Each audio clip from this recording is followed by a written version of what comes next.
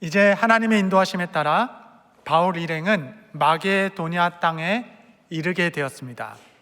마게도냐에 있는 빌립보라는 도시에서 유럽의 첫 번째 교회가 개척되는 순간입니다.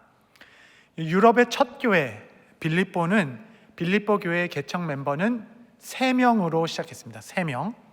첫 번째는 자주장사, 자주 옷을 파는 사람 루디아가 첫 번째였고, 두 번째는 귀신 들려 점치는 여종, 이 두 번째였습니다.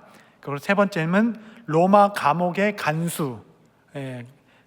간수가 세 번째 인물이었습니다. 여러분, 이처럼 각양각색의 인물들, 성별, 지위, 상황이 다 다른 세 사람이 모여서 유럽의 첫 빌립보 교회가 시작되었습니다. 이들의 면면만 다양한 것이 아니라 이들이 전도된 방법도 다양했습니다. 루디아는 바울이 전한 말씀을 듣고 마음이 그냥 확 열려가지고 와, 정말 이거구나 하여서 개종하고 또 세례를 받아 성도가 되었고, 여러분, 점치는 여종, 귀신 들린 여종은 바울이 기도해 줬을 때 그 기도의 권능으로 말미암아 귀신아 나오라, 그 권위 있는 명령과 그 기도의 능력에 따라 그가 회심하여 예수님을 만나게 되었습니다. 그리고 로마 감옥의 간수, 여러분 잘 아시죠? 이 간수는 밤에 옥중에 올려드린 바울과 실라의 찬양 소리를 듣고 그로 시작한 일들을 통하여 마음의 감동으로 예수님을 믿게 되었습니다. 여러분, 이처럼 말씀과 기도와 찬양으로 말미암아 여러분 믿는 자의 수가 점점점 불어났던 빌립보 교회입니다. 말씀, 기도, 찬양, 오늘 예배도 말씀 선포하고 또 함께 기도하고 아름다운 찬양이 울려 퍼졌죠. 여러분, 이 세 가지가 교회를 세우게 됩니다. 그런데 여러분, 무엇에 관한 말씀을 전하는 것입니까? 기도는 도대체 무엇에 반응하여 하는 기도인가요? 또한 우리는 노래할 때 도대체 무엇을 찬양하는 것입니까? 그것은 바로 예수 그리스도의 복음.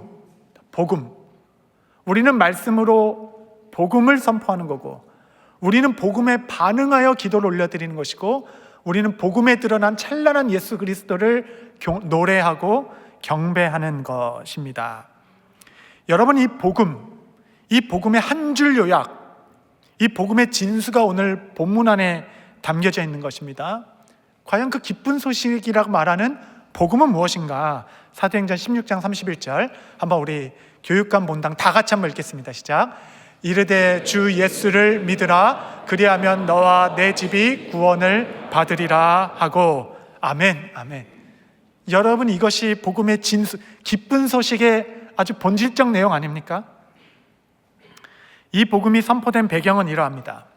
바울과 실라가 한 점치는 귀신 들린 여종을 기도함으로 회복시켜 주신 거예요. 귀신이 떠나가니까 아주 그냥 정신이 맑아져가지고 이제 영육간의 회복이 된 거죠. 그러니까 그 여종을 부리던 주인들이 이제 이 소녀를 통해서 점치는 수입이 끊어지게 되니 노발대발한 겁니다. 노발대발.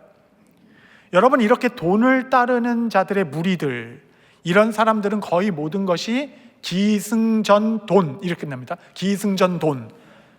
모든 행위와 결정이 돈으로 다 해석되는 사람들, 돈이면 다 결정되는 사람들. 그러니까 제가 말씀을 묵상하면서 야, 이제 알겠다, 이제 알았다. 돈이 귀신보다 세구나. 귀신은 예수 이름 앞에서 그냥 놀라서 도망갔는데 이 돈을 사랑하는 마음은 그냥 더 막 노발대발하며 사도들을 핍박하기 시작했죠. 이들에게는 한 소녀, 그 영혼이 자유함을 얻고 회복된 것보다 자신의 수입원이 끊어진 것이 더 실제적인 것이었고 더 어려움이 되었던 자들입니다. 그래서 그들은 바울과 실라를 붙잡아 장터 한가운데 던지고 옷을 다 찢고 심한 매로 때려서 감옥에 갇히게 하게 되었습니다. 여러분, 바울이 마게도냐 가운데 어떻게 왔는지 우린 다 알고 있죠. 원래 계획이 아니라 하나님께서 이 길도 막고 저 길도 막아가지고 막막하던 찰나의 길을 보여주셔서 마게도냐다라고 했을 때 그들의 마음이 얼마나 기뻤을까요? 뿐만 아니라 또 얼마나 기대가 있었을까요? 도대체 하나님께서 나에게 뭘 주시려고 가던 길도 다 막고 마게도냐로 우리를 부르시나 했을 수도 있었겠습니다. 그런데 그들이 마게도냐 땅 첫 번째 사역지에서 마주한 현실은 벌거벗음을 당하고 매질을 당한 채 옥에 던져진 현실이었습니다. 이런 상황이면 자칫 낙담에 빠질 수도 있었지만, 여러분 잘 아시죠? 그 깊은 밤 옥중에서 바울과 실라는 가장 아름다운 찬미를 하나님께 올려드렸다라고 말합니다. 24절 25절 함께 보시면, 그가 이러한 명령을 받아 그들을 깊은 옥에 가두고 그 발을 착고에 든든히 채웠더니 한밤중에 바울과 실라가 기도하고 하나님을 찬송하며 죄수들이 듣더라. 여러분, 그날 그들의 발은 착고에 매어 있었지만 그들의 마음은 하늘까지 다 있었습니다. 그들은 깊은 감옥에서 가장 아름다운 찬미를 하나님께 올려드렸습니다. 처음 그들이 막 매를 맞고 옥에 가두기만 해도 아무 일도 일어나지 않는 것 같았지만, 저 땅속 깊은 곳에서 세미한 지진을 이미 일으키고 계셨던 주님께서 마침내 갑자기 가장 정확한 순간에 땅의 기반을 흔들어 닫힌 모든 옥문을 활짝 열게 하신 하나님의 역사. 여러분, 오늘도 우리 성가대 찬양팀, 우리 성도 모두가 아주 진실된 마음으로 찬양했죠. 진실된 마음으로 올려드린 찬양 있는 성도들의 그 답답한 모든 현실에 닫힌 문들이 아주 활짝 열려지는 은혜가 있게 되기를 바랍니다. 아멘. 한밤중에 간수는 졸고 있었습니다. 그런데 뭐가 요란하니까 깨보니까 옥문이 다 열려져 있었던 거예요. 당시 로마법은 간수가 잃어버린 자의 생명을 대신하게 되어 있었기 때문에 어차피 죽은 인생 여기서 그냥 자결하는 게 낫겠다 하고 칼을 들어서 자결하려는 순간에 바울이 소리를 질렀습니다. 너의 몸을 상하게 하지 말라. 우리가 다 여기 있느냐 라고 얘기했어요. 여러분, 그들이 옥문이 열렸음에도 도망가지 않고 거기에 머물러 있는 모습을 본 순간, 여러분, 간수는 100만 볼트의 전기에 아주 감전된 듯한 굉장한 영혼의 충격을 얻었을 것이에요. 그 떨림이 있었을 것입니다. 16장 29절 30절 보시면, 간수가 등불을 달라고 하며 뛰어들어가 무서워 떨며 바울과 실라 앞에 엎드리고 그들을 데리고 나아가 이르되, 선생들이여, 내가 어떻게 하여야 구원을 받으리이까 하거늘. 떨림과 울림 가운데 제가 깨달았어요. 하나님께서 지진을 일으키신 것은 감옥의 땅이 아니라 간수의 마음이었구나. 하나님께서 그날 그의 영혼을 흔드셔서, 여러분, 그의 마음이 복음에 활짝 열리도록, 닫힌 모든 문이 활짝 열리도록 하나님께서 그 영혼을 만지신 깊은 밤이었습니다. 저는 이 간수의 질문이 흥미롭습니다. 여러분, 상식적인 질문은 뭐냐면, 그들에게 찾아가서 당신은 왜 도망가지 않으셨나요? 혹은 그가 졸고 있었기 때문에 간밤에 무슨 일이 일어난 것입니까? 이게 다 어떻게 된 것인가요? 라고 질문하는 것이 상식적인 듯도 싶은데, 그의 질문은 내가 어찌하여야 구원을 받으리까? 간수는 처음부터 이들이 궁금했습니다. 모든 것을 목격한 그는 도대체 이들이 누구길래 저 매를 맞고 던져진 깊은 감옥에서도 찬양을 부르는가? 도대체 저 찬양을 받으시는 대상은 누구시고 저 찬양의 내용은 무엇인가? 도대체 모든 것이 메인 저들에게 어찌 저런 기쁨과 자유함이 그 속에 있는가? 그 근원은 무엇이고 그 이유는 무엇인가? 분명히 그 이전의 수많은 죄수들과는 전혀 다른 자들의 모습을 보며 궁금한 점이 있었을 것입니다. 그런데 그들이 옥문이 열렸음에도 불구하고 도망가지 않고 오히려 그들이 나를 살리려 한다. 그 영혼의 깊은 떨림에서 나오는 질문, 선생이여, 나도 여러분이 말하는 그 구원은 어떻게 받을 수 있는 것입니까? 여러분, 이 질문은 인류 역사상 가장 위대하고 가장 중요한 질문이 되었습니다. 여러분, 나의 인생의 전 존재를 앞에 두고 삶의 한 번은 반드시 한 번은 진지하게 던져야 하는 질문, 어떻게 해야 구원을 얻을 수 있습니까? 여러분, 이 세상 모든 것은 쇠합니다. 시간이 지나면 모든 것이 약해지고 무너집니다. 물리학적인 관점으로 볼 때 세상을 지배하는 4가지의 힘이 있다고 해요. 첫 번째는 중력, 두 번째는 전자기력, 세 번째는 강력, strong force, 네 번째는 양력, weak force 이렇게 얘기합니다. 이 4가지 힘 중에 가장 강력한 힘은 양력이라고 얘기합니다. 모든 것이 만들어진 이후부터 약해지기 시작합니다. 해 아래서 양력, 즉 소멸되어지는 힘보다 더 강한 힘은 이 세상에 발견되지 않았습니다. 젊었을 때의 우리 육신도 이제 점점 쇠퇴해져 갑니다. 방금 음식을 만든 어머님은 신선한 음식을 가족들이 먹기를 바라기에 가족들이 빨리 와 라고 보챕니다. 왜냐하면 만들어진 순간부터 변하기 때문에 시간이 지나면서 마르고 썩어지기 시작하는 것입니다. 여러분, 우리 청년들도 많이 계신데 이렇게 가꾼 외모도 지금은 좀 이렇게 좀 다르기도 해요. 근데 60대가 되면 다 평준화. 거기까지 괜찮은데 70대가 되면 이제 남자 여자가 평준화. 어쨌든 그런 날이 이제 다.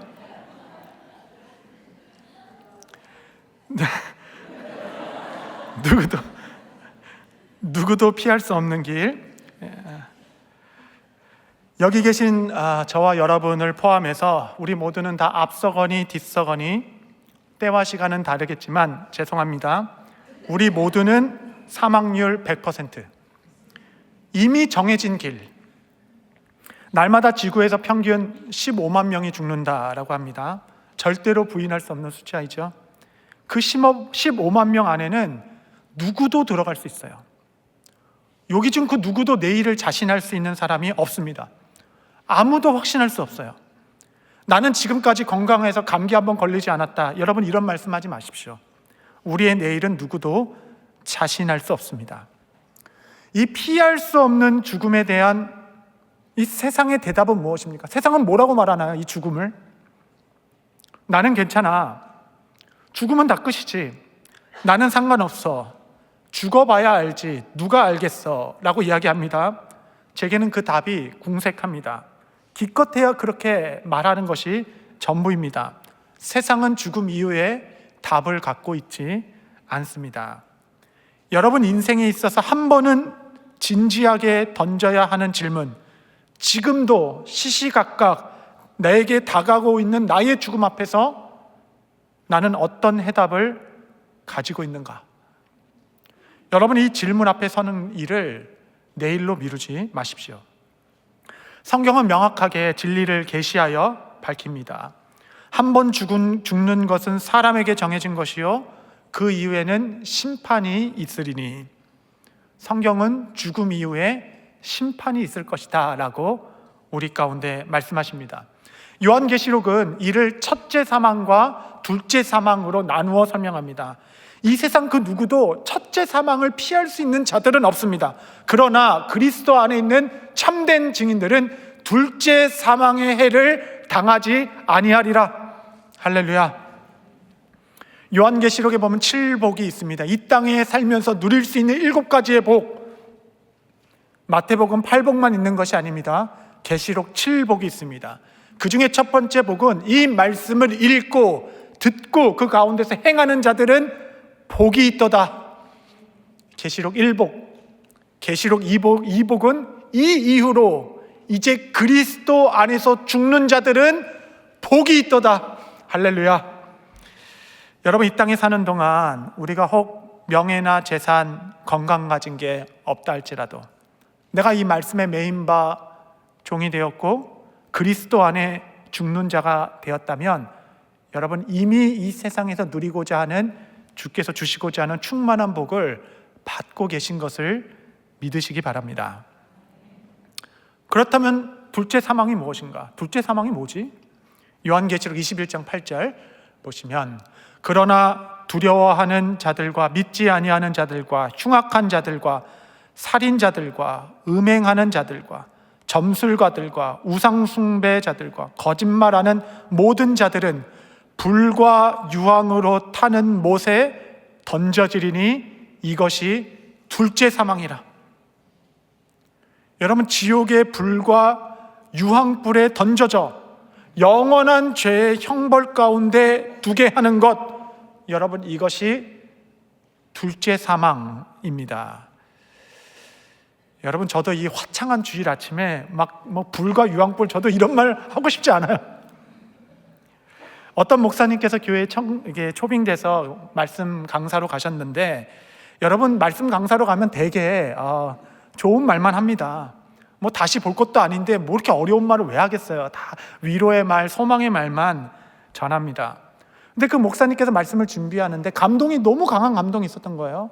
복음을 총체적으로 전하라. 그 말의 뜻이 무엇인지 본인은 바로 알 수 있었습니다. 복음이라는 것이 창조, 타락, 구원, 심판, 이것을 총체적으로 전하라. 이 말씀에 순종하여 담대하게 그분은 천국의 소망과 함께 지옥의 심판에 대하여서도 균형 있게 그날 말씀을 전했다라고 합니다.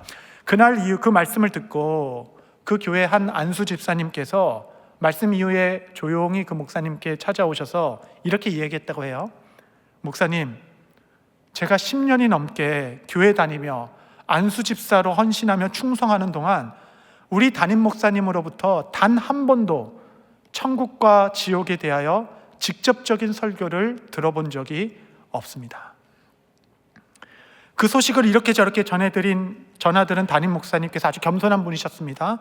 정신이 번쩍 들었다는 것이에요. 그러면서 과연 나는 누구를 만족시키기 위하여 이 사역을 하고 있는가? 여러분, 김남준 목사님의 책에 이런 내용이 있습니다. 그분이 십자가에 대하여 이틀 동안 집회로 말씀을 전했다라고 합니다. 첫날 주제는 십자가에 나타난 하나님의 공의. 이 설교를 했을 때 성도들의 반응이 다 시큰둥했다라고 합니다. 두 번째 날은 십자가에 나타난 하나님의 사랑. 이거에 대해서 얘기하는데 성도들이 여기저기서 훌쩍훌쩍하면서 많이 은혜 받았다라고 말했다라는 겁니다. 그때 목사님이 이렇게 말씀하셨습니다. 어제 울지 않은 분은 오늘 우실 자격이 없습니다. 하나님의 공의 앞에서 가슴 치지 않는 사람은 하나님의 사랑으로 인한 위로의 대상이 아니십니다.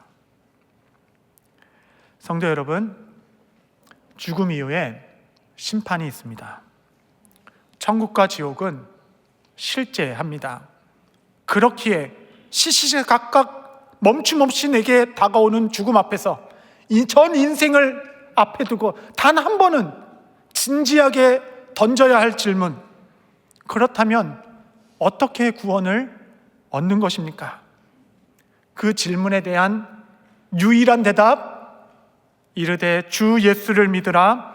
그리하면 너와 내 집이 구원을 받으리라. 할렐루야. 주 예수를 믿으라.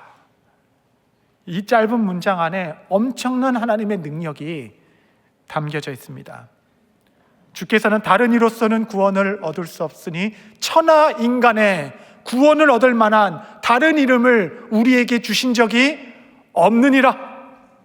유일한 해답, 예수 그리스도, 우리의 유일한 구원자, 그분을 믿어 영혼의 건짐을 얻는 일.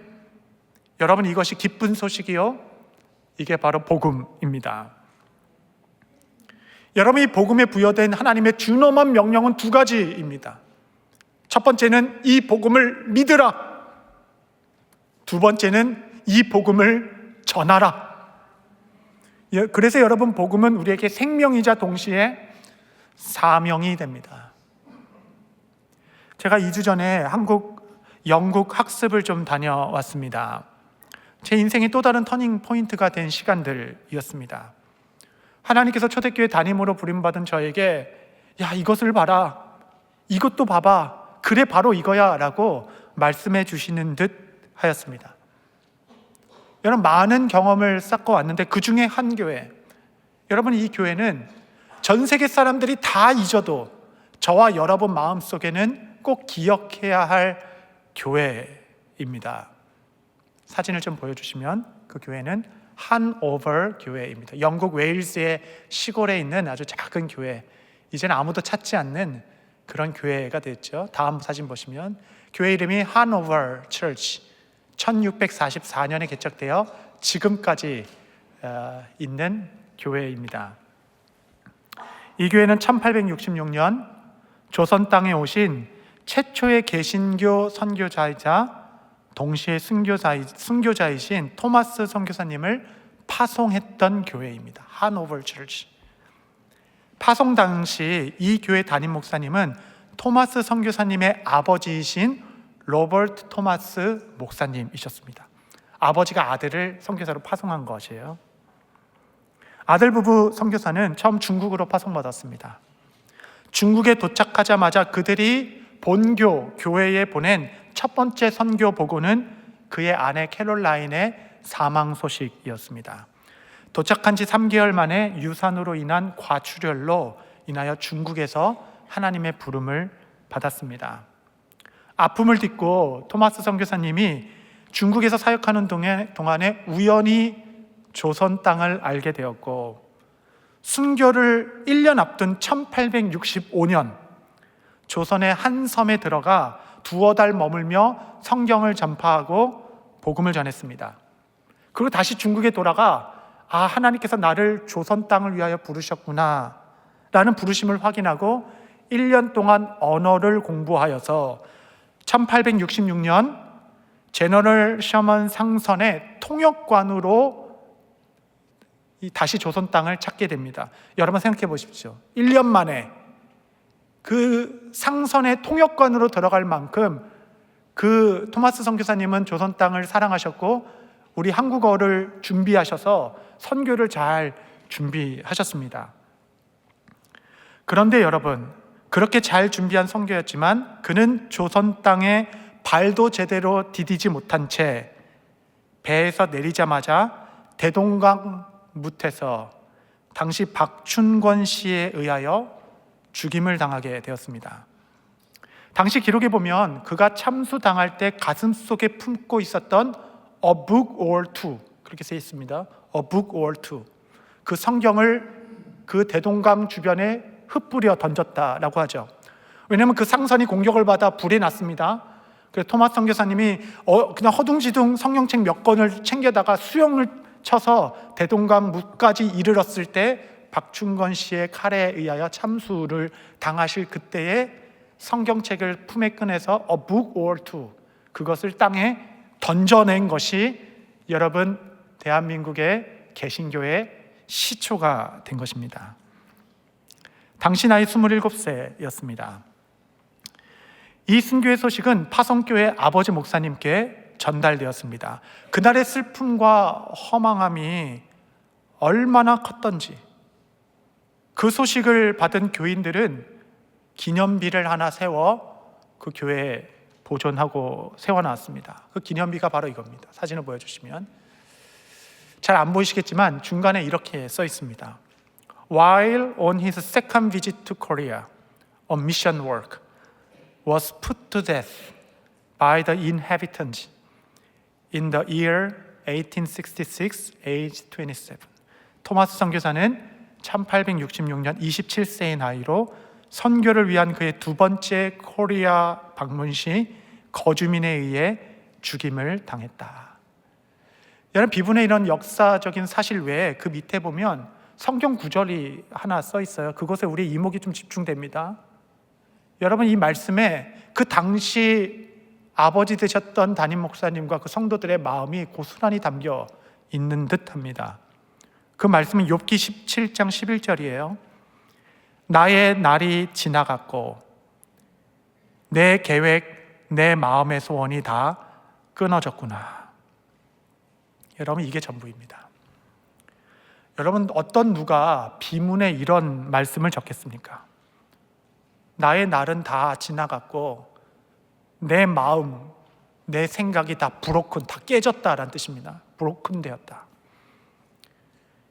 당시 교회가 느꼈을 허망함, 아들의 순교 소식을 들은 부모의 마음, 어찌 이런 허망한 죽음이 있는가? 아무것도 하지 못하고 꽃다운 젊은 청년이 무모하고 값없는 죽음에 이르게 되었는가? 도대체 하나님은 어디에 계셨는가? 그런 마음의 비문 아니겠습니까? 그로부터 150년이 지난 순교 150주년 때에 영국 암노스 선교회 최종상 선교사님께서는 몇 안 되는 그 웨일스 성도님 앞에서 150주년에 이렇게 설교하셨다라고 합니다. 웨일즈 성도 여러분, 이 비문을 보십시오.